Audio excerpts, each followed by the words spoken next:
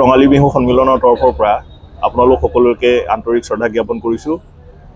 আজি আমাৰ এই 2025 বৰ্ষৰ কাৰণে যি ৰঙালী বিহু উদযাপন কৰিবলৈ আগবাঢ়িছোঁ 20 আৰু 21 এপ্ৰিল 2025 6-7 বহাগত তাৰে আজি আমাৰ অস্থায়ী কাৰ্যালয়টো উদ্বোধন কৰা হ'ল। আমাৰ উপদেষ্টা মনোৰঞ্জন তামুলীদেৱ, জুৰ সিং বৰদলৈ আৰু আমাৰ জাগৃত উচ্চতৰ মাধ্যমিক বিদ্যালয়ৰ অধ্যক্ষ অপূৰ্ব দাস ডাঙৰীয়াৰ দ্বাৰা আজি যথেষ্ট সংখ্যক লৈ এটা সমবেত হৈছে। আমি খুব আনন্দিত, উৎসাহ দেখা গৈছে যথেষ্টখিনি। আৰু আমাৰ এই দুদিনীয়া কাৰ্যসূচী ৰাইজৰ সহযোগত খুব সুন্দৰকৈ আমি উদযাপন কৰিব পাৰি বুলি আশা ৰাখিছোঁ। আৰু আমাৰ যিবিলাক কাৰ্যসূচী আছে সকলো কাৰ্যসূচীতে ৰাইজৰ উপস্থিতি আৰু সহায় সহযোগিতা কামনা কৰিছোঁ। ধন্যবাদ।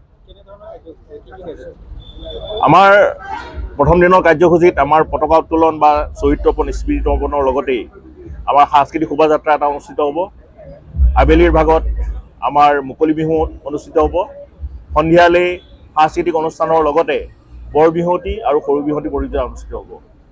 দ্বিতীয় দিনা আমাৰ চিত্ৰাংকন প্ৰতিযোগিতা, ভূপেন হাজৰিকা সংগীত প্ৰতিযোগিতা, তাৰপিছত আমাৰ এইবাৰ প্ৰথমবাৰৰ কাৰণে বিয়ানাম প্ৰতিযোগিতা, আৰু বিয়লিৰ ভাগত আমাৰ খেল ধেমালি ভেকচন প্ৰতিযোগিতা, তাৰপিছত আমাৰ পুৰস্কাৰ বিতৰণি হ'ব। আৰু সন্ধিয়ালৈ বিশেষ সাংস্কৃতিক অনুষ্ঠান।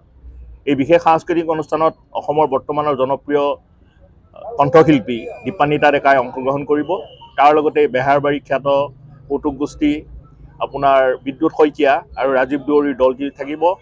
লগতে শ্ৰীভূমি অসমৰ লোকবাদ্যৰ অনুষ্ঠান আৰু গুৱাহাটীৰ এটা সাংস্কৃতিক অনুষ্ঠানৰ বিহুৰ লগতে স্থানীয় সকলো আমাৰ সংস্কৃতি দলৰ তেওঁলোকৰো নৃত্য প্ৰদৰ্শন হ'ব।